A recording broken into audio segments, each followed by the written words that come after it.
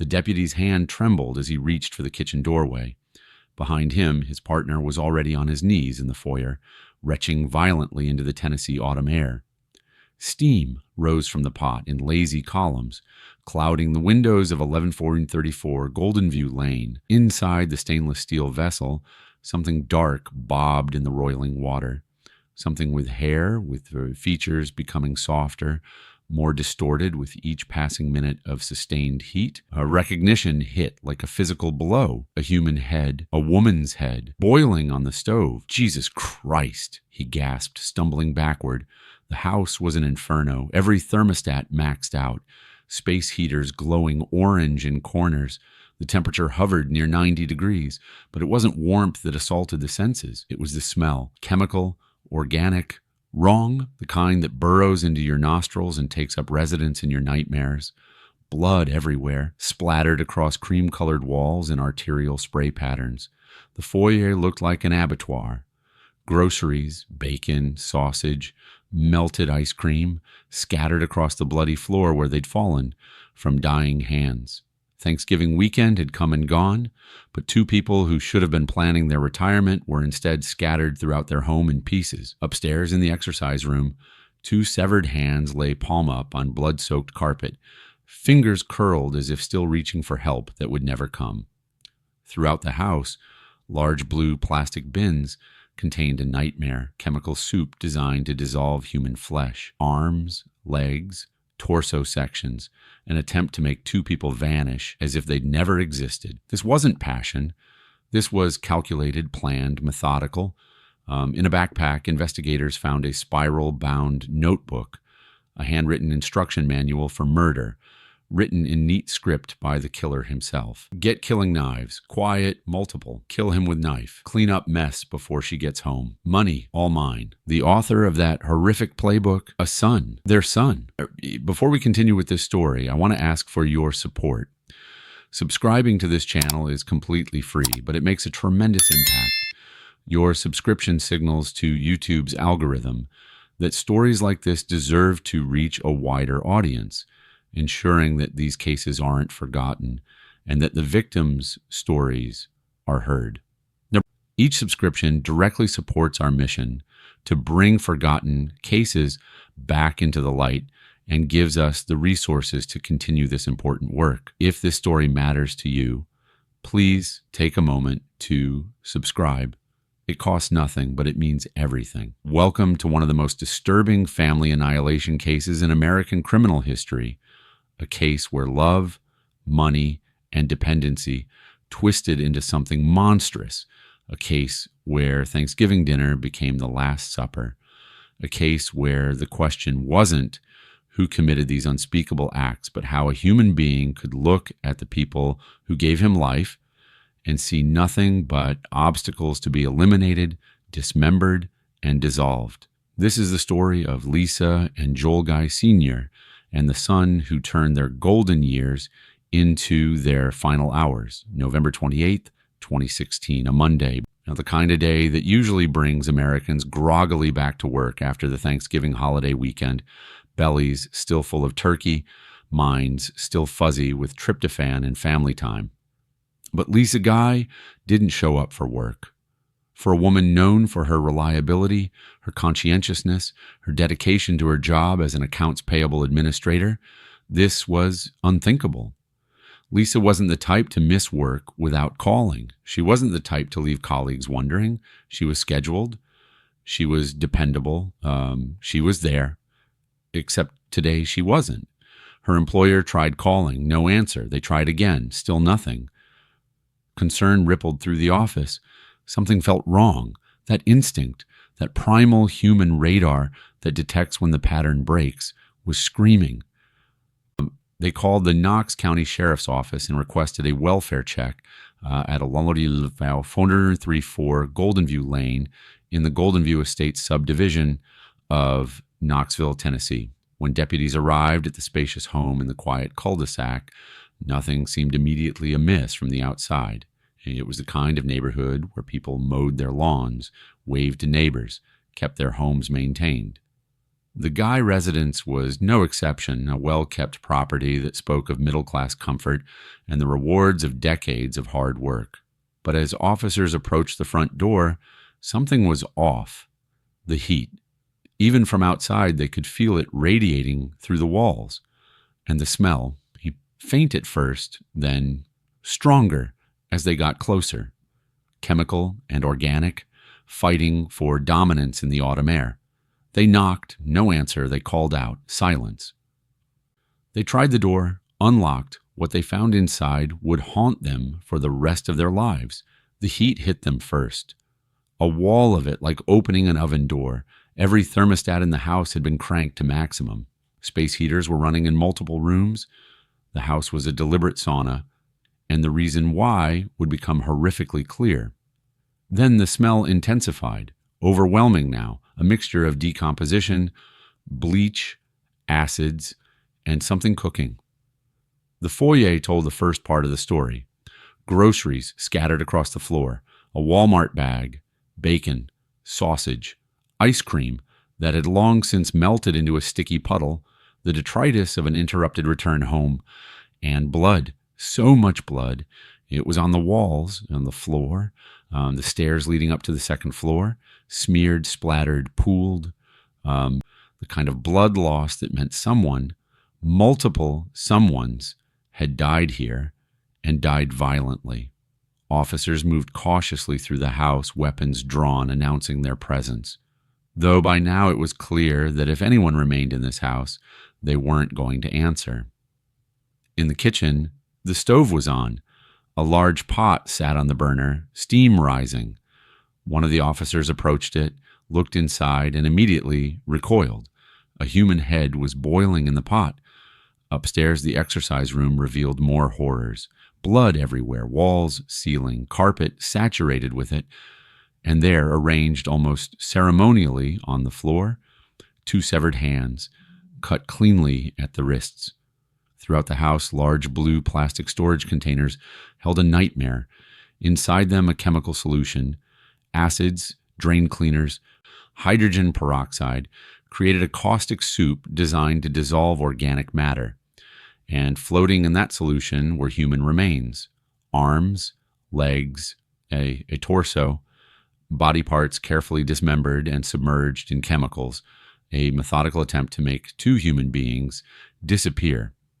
The scene was so contaminated, so biohazardous, that the house would later be deemed uninhabitable. The chemicals had seeped into surfaces. The blood had saturated materials. The trauma embedded itself into the very walls. But amidst the carnage, investigators found something that would crack the case wide open. A backpack. And inside that backpack, a spiral-bound notebook containing handwritten notes that read like a horror screenplay.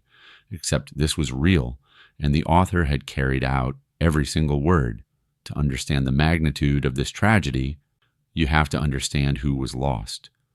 Because Lisa and Joel Guy Sr. weren't just victims, they were people. They had dreams, plans, decades of memories, and a future that was supposed to be golden. Joel Michael Guy Sr. was 61 years old, a man who had spent his career as a pipeline engineering designer, working in a field that required precision, problem solving, and dedication. He was the kind of man who understood how systems worked, who could look at complex problems and find solutions.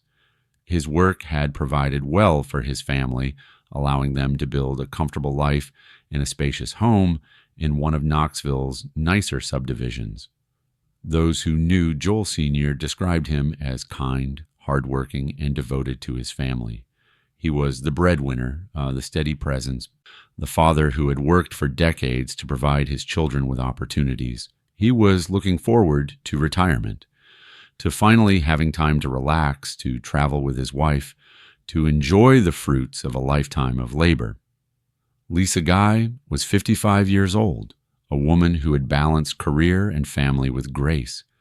She worked as an accounts payable administrator and occasionally handled HR duties, roles that required attention to detail, integrity, and people skills. Colleagues knew her as reliable, warm, and professional. She was the kind of employee who became the backbone of an office, the person everyone counted on, the one who kept things running smoothly. But more than her professional life, Lisa was a mother. She had given birth to 4 children, 3 daughters and a son, and had dedicated herself to raising them. By November 2016, all her children were adults, living their own lives, and Lisa was ready for the next chapter. Together, Lisa and Joel Sr. had built a life. They'd raised their family in Tennessee, weathered the challenges that come with marriage and parenthood, and emerged on the other side, still together, still planning, still dreaming. They owned their large home in Golden View Estates, a house that had sheltered their family, hosted birthday parties and holidays, held memories of children growing up and moving out. And now, in 2016, they were ready for something new. They had made the decision they would retire. They would sell the big house in Knoxville, downsize to something smaller and more manageable in Burgonsville, Tennessee. No more commutes, no more work stress, just the two of them enjoying their golden years. On November 17th, 2016, Joel Sr. Sent a text to the family. They had sold the house. The closing was set. They needed to be moved out by December 13th. It was happening. The dream was becoming reality. Lisa submitted her resignation on November 21st, giving her 2 weeks' notice. Her last day of work would be December 2nd, 2016. After that, she'd be free. They both would be. They had worked for decades for this moment. They had earned it, but retirement meant changes. And one of those changes involved their youngest child. Joel Michael Guy Jr. was 28 years old and the baby of the family, and the one who, unlike his 3 sisters, had never quite launched into independence. While his sisters had grown up, moved out, established their own lives, Joel Jr. remained financially dependent on his parents. He was enrolled at Louisiana State University in Baton Rouge, ostensibly pursuing his education, but with no clear career path, no job, and no apparent means of supporting himself. His parents had been footing the bill, tuition, living expenses, everything. It was an arrangement that had gone on for years, and Joel Jr. had grown comfortable, perhaps too comfortable, with his parents' support. He was quiet, distant. His sisters barely had relationships with him.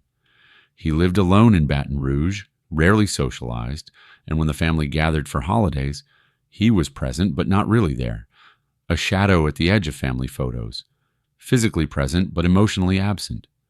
Lisa and Joel Sr. had enabled this, whether out of love, guilt, or the eternal hope that their son would eventually find his way.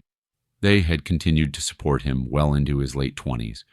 But retirement changed the equation. They wouldn't have the income anymore. They'd be living on fixed retirement funds. They were downsizing, simplifying, and they had 3 other children who had managed to stand on their own feet. It was time, Lisa told her daughter in a conversation that would later become crucial evidence. It was time for Joel Jr. to stand on his own 2 feet. The message was delivered to Joel Jr. The financial support would be ending. He would need to figure out how to support himself. The bank of mom and dad was closing. For most adult children, this would be a wake-up call, a push toward independence, a natural, if uncomfortable, part of growing up. For Joel Michael Guy Jr., it was something else entirely. It was a trigger. Thanksgiving 2016 fell on Thursday, November 24th. The Guy family gathered at the Knoxville home for what was supposed to be a celebration. The last Thanksgiving in the big house before Lisa and Joel Sr. moved on to their new chapter. The 3 daughters came. Joel Jr. drove up from Baton Rouge. The family gathered around the table, passed dishes, made conversation. On the surface, it looked like what millions of American families were doing that same day. But beneath the surface, something dark was brewing. Joel Jr. knew. He knew this was the end of his cushy arrangement. He knew his parents were serious about cutting him off financially. He knew the house sale was real. The move was happening and his comfortable existence was about to evaporate, and he had made a decision. But this wasn't a decision made in the heat of the moment during some Thanksgiving dinner argument. This wasn't a crime of passion sparked by too much wine and family tension. This was calculated, planned, methodical, because weeks before Thanksgiving, Joel Michael Guy Jr. had begun preparing to murder his parents. The evidence would later show the chilling timeline. November 7th, 2016. Joel Jr. was captured on surveillance camera at an Ace Hardware in Napoleonville, Louisiana, purchasing muriatic acid and food-grade hydrogen peroxide. These weren't items for a school project. They were chemicals capable of dissolving organic tissue. November 18th, 2016, he visited a Home Depot where he purchased a bleach sprayer, extension cords, and a timer, tools for cleanup, tools for concealment. November 19th, 2016, at an Academy Sports store, he bought a large knife, not a kitchen knife, a killing knife. November 21st, 2016, at Walmart, he purchased large blue plastic storage bins, the same bins that would later be found filled with chemical solutions and human remains. He tried to be careful. He paid cash when he could. He used self-checkout. He avoided eye contact with cashiers. But in 2016, cameras were everywhere, and every transaction left a digital footprint. And perhaps most damningly, he wrote it all down. In a spiral-bound notebook, later dubbed the Book of Premeditation by prosecutors, Joel Jr. meticulously documented his plan. In his own handwriting, neat and careful, he created a step-by-step guide to patricide and matricide. Some of the entries found in that notebook included: get killing knives, quiet, multiple. Kill him with knife. Clean up mess before she gets home. Flush chunks down toilet if needed. Check for inheritance. Money, all mine. There were reminders about logistics. Get plastic sheeting for disposal. Kill dog. Use heat to destroy DNA. It was a to-do list for murder, written with the same casual organization someone might use for grocery shopping or packing for vacation. The motive was clear. Money, life insurance, the house proceeds. Joel Jr. believed that if his parents died or disappeared, he would inherit everything: the $500,000 life insurance policy. The house sale proceeds, all of it would be his. He wouldn't have to stand on his own 2 feet after all. He'd be rich. All he had to do was kill the 2 people who gave him life the day after Thanksgiving. Black Friday had come and gone. The family gathering was over. Gee. Joel Jr.'s sisters had returned to their own lives. It was just the 3 of them now: Lisa, Joel Sr., and their son. Lisa needed to go shopping. Just a quick trip to Walmart to pick up some groceries. Joel Sr. stayed home. So did Joel Jr. It was the opportunity he'd been waiting for. The attack happened in the upstairs exercise room. Joel Sr. was alone. Perhaps working out, perhaps just relaxing in what should have been the safety of his own home. Joel Jr. attacked with savage brutality. He stabbed his father at least 42 times. The wounds weren't quick or merciful. They were vicious, repeated, frenzied. Joel Sr. fought back. The defensive wounds on his body told that story. He tried to protect himself. He tried to survive, but his son was younger, stronger, and utterly determined. The blood loss was massive. The exercise room became a slaughterhouse. Arterial spray painted the walls and ceiling. The carpet beneath Joel Sr.'s body became saturated, blood pooling and spreading across the floor. Joel Sr. died in agony, killed by the son he had supported, loved, and provided for. And then Joel Jr. got to work on the first phase of his cleanup plan. He had to hurry. His mother would be home soon. But Lisa's shopping trip took longer than expected. Maybe she ran into someone she knew. Maybe she browsed longer than planned. Maybe on some unconscious level, some part of her sensed that home had become dangerous and delayed her return. Eventually, though, She came back, she pulled into the driveway, gathered her grocery bags from the Walmart run, bacon, sausage, ice cream, other items for the week ahead. She approached the front door, keys in hand, completely unaware that her husband was dead upstairs and her son was waiting for her. She entered through the front door. Joel Jr. ambushed her in the foyer. She never had a chance. The groceries fell from her hands, scattering across the floor, and then the knife came down. 31 times. Lisa Guy was stabbed 31 times by the son she had carried for 9 months, nursed as a baby, raised into adulthood, and supported financially into his late 20s. She died steps from her front door, surrounded by groceries she would never cook, in a home she would never leave. Most people who commit murder, in the heat of passion panic afterward, they call 911, they flee, they break down. But Joel Michael Guy Jr. didn't panic. He followed his plan with both parents dead. He began the methodical process of trying to make them disappear. And what he did next elevated this case from a mere double homicide into something that would become legendary in forensic circles for its sheer depravity. Using knives and other tools, Joel Jr. began disassembling his parents' bodies. His father's hands were severed at the wrists and placed on the floor of the exercise room. Why? Perhaps as trophies, perhaps as part of the disposal process. The reasoning would remain known only to him. Both legs were amputated at the hips, arms were removed, the torso was cut apart. 9 of Lisa's ribs were severed. Her legs were cut off below the knees. This wasn't the work of someone in a frenzied state. This required focus, time, a stomach strong enough to continue even as blood, tissue, and bone yielded to blade. The large blue plastic storage bins, purchased weeks earlier as part of his preparation, were brought out. Joel Jr. filled them with a chemical cocktail designed to dissolve human tissue: muriatic acid, food-grade hydrogen peroxide, drain cleaner, lye, bleach, a caustic soup that would burn through flesh, break down proteins, turn solid matter into liquid sludge that could be poured down drains or toilets. Body parts were submerged in these bins. The chemicals went to work immediately, burning, dissolving, creating a nightmare slurry of what had once been 2 living human beings. But perhaps the single most disturbing element of this case, the detail that made even hardened homicide detectives struggle to maintain composure, was what Joel Jr. did with his mother's head. He severed it from her body, placed it in a large pot, filled the pot with water, put it on the stove, and turned on the burner. Lisa Guy's head boiled in that pot for more than 24 hours. The heat, the chemicals released into the air, the steam carrying particles of what had been his mother throughout the house.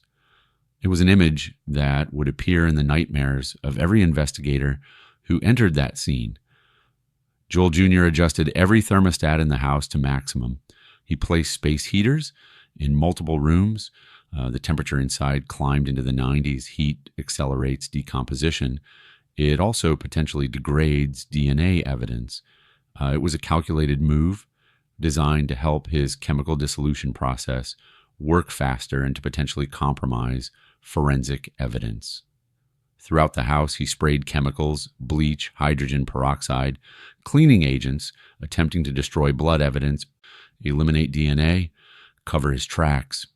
He removed the back door's doorknob and installed it on the front door, a bizarre detail whose purpose remained unclear, but suggested an attempt to alter the scene in ways that might confuse investigators. His plan, according to the notebook, included eventually burning down the house to destroy any remaining evidence and make the whole thing look like a tragic accident. 2 retirees lost in a house fire, case closed, but he never got that far. During the attacks and the subsequent dismemberment, Joel Jr. sustained injuries. He cut his hands. The chemicals burned his skin. He was bleeding and injured. On November 26th, the same day as the murders, surveillance footage captured him at a Walmart, not the one his mother had shopped at, purchasing first aid supplies, bandages, wound care items, hydrogen peroxide for cleaning wounds, alcohol. He was treating his own injuries even as his parents' bodies lay in pieces in their home. With his grisly work incomplete but the weekend ending, Joel Jr. packed up. He loaded items into his car, including, according to some reports, a meat grinder, though this detail remains incompletely sourced in official documents. He drove from Knoxville back to his apartment in Baton Rouge, Louisiana, leaving behind a scene of unimaginable horror. He left behind the bodies, or what remained of them. He left behind the blue bins with their chemical contents. He left behind the pot still boiling on the stove. He left behind the heat, the smell, the blood, the evidence, and critically, he left behind his backpack, the one containing his notebook, his murder manual, his confession in his own handwriting. And it was a stunning oversight for someone who had planned so meticulously. Perhaps he was injured and disoriented. Perhaps the reality of what he'd done had finally begun to crack his composure. Perhaps he simply made a mistake. Whatever the reason, that notebook would become the prosecution's smoking gun. When Knox County Sheriff's deputies discovered the scene on November 28th, they immediately knew they were dealing with something extraordinary and extraordinarily evil. The house was processed as a biohazard scene. Hazmat protocols were implemented. Investigators wore protective gear. The contamination was so severe that the house would later be deemed uninhabitable. As the evidence was cataloged, the picture became clear. 2 people completely dismembered. Body parts in various locations throughout the house, some in chemical bins, some in the pot on the stove, some simply left where they'd been severed. Lisa's groceries, still unpacked, ice cream melted, helped establish that she'd been killed shortly after returning home. The receipt from her Walmart trip provided an exact time frame. Investigators heard barking upstairs. The family dog was found alive, apparently untouched. Joel Jr.'s notebook mentioned kill dog, but he hadn't followed through on that part of his plan. Perhaps even he had limits, or perhaps he simply ran out of time. The backpack containing Joel Jr.'s handwritten murder plan was found and immediately recognized as extraordinary evidence. Here, genuine the killer's own handwriting, was his entire premeditation laid out step by step. But who was the killer? The notebook didn't have a name on it. Investigators began pulling surveillance footage from area stores, and there he was. Joel Michael Guy Jr., the victim's son, caught on camera at multiple locations, purchasing the exact items found at the scene. November 7th, buying acids. November 18th, buying cleaning supplies. November 19th, buying a large knife. November 21st, buying blue storage bins. November 26th, buying first aid supplies, visibly injured. The cameras captured everything, his face, his movements, his purchases. It was a digital trail that led directly to him. Investigators also discovered the financial motive. Joel Jr. stood to inherit life insurance proceeds, reportedly around $500,000, if both parents died. The house sale was progressing, and those funds would be distributed to next of kin. His parents had just cut off his financial support. The pieces fell into place with horrifying clarity. On November 29th, 2016, just 3 days after the murders, Joel Michael Guy Jr. was arrested at his apartment in Baton Rouge, Louisiana. He was cooperative during the arrest. No resistance, no drama. Authorities found chemical burns on his hands, consistent with exposure to the caustic solutions found at the crime scene. He was extradited back to Tennessee to face charges. The evidence against him was overwhelming. Surveillance footage showing him purchasing all the murder and disposal supplies, his own handwritten notebook detailing his entire plan, his DNA and fingerprints throughout the crime scene, chemical burns on his hands matching the chemicals used in the disposal attempt, financial records showing his dependence on his parents, timeline evidence placing him at the scene during the murders, forensic evidence linking him to the victims and the scene. There was no mystery here, no question of who done it. The question was simply what consequences he would face. Joel Michael Guy Jr. was formally charged by the Knox County Grand Jury with 2 counts of first-degree premeditated murder, 2 counts of felony murder, 2 counts of abuse of a corpse. He pleaded not guilty.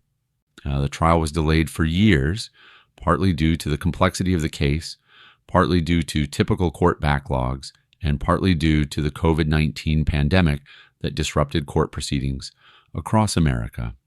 Finally, in September 2020, nearly 4 years after the murders, Joel Michael Guy Jr. went to trial. The prosecution was led by Assistant District Attorney Generals Leslie Nacios and Hector Sanchez. Their job, in some ways, was easy.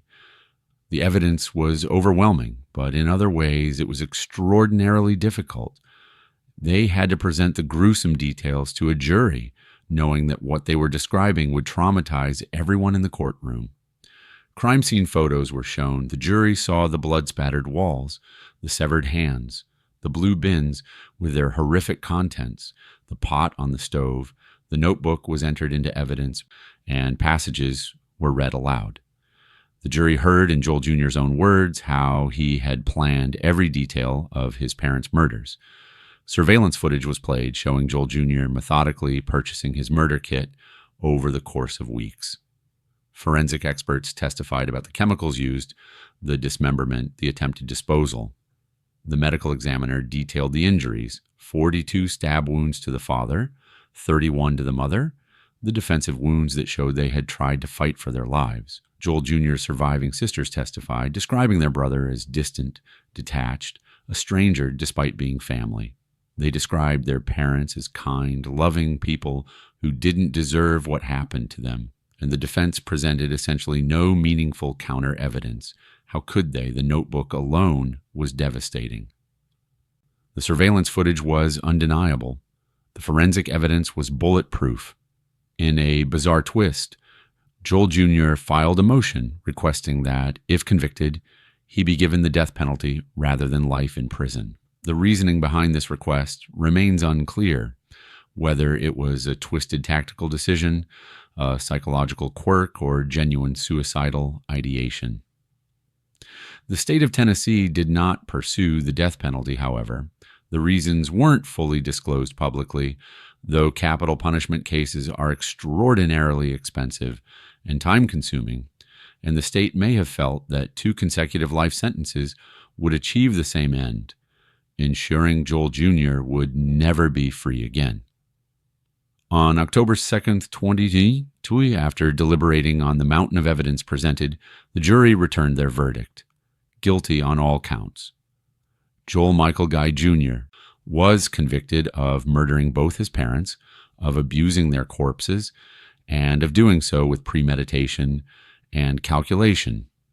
At sentencing, the court handed down 2 consecutive life sentences without the possibility of parole, plus additional time for the abuse of corpse charges. Joel Michael Guy Jr. at age 32 would spend the rest of his life in prison. He would never be eligible for parole. He would die behind bars. His surviving sisters spoke at the sentencing hearing. Through tears, they described their brother as a monster disguised as a son. They talked about their parents, about who Lisa and Joel Sr. had been, about the futures they'd been robbed of, about the grandchildren they'd never get to meet. They talked about how they now lived with the knowledge that their brother had butchered their parents in the most horrific way imaginable. Joel Jr. showed no remorse, no emotion. He sat silently through the proceedings, his face an impassive mask. In April 2023, Joel Jr.'s legal team filed an appeal. They challenged various aspects of the trial and conviction. The Tennessee Court of Criminal Appeals reviewed the case number E-P-21-0560 CCA R3CD, and denied the appeal. The convictions stood. The sentences stood. Justice, such as it could be achieved in a case this horrific, had been served. The house at 11434 Golden View Lane in Golden View Estates became infamous. Media reports indicated that due to the severe chemical contamination and the trauma associated with the location, the house was eventually demolished.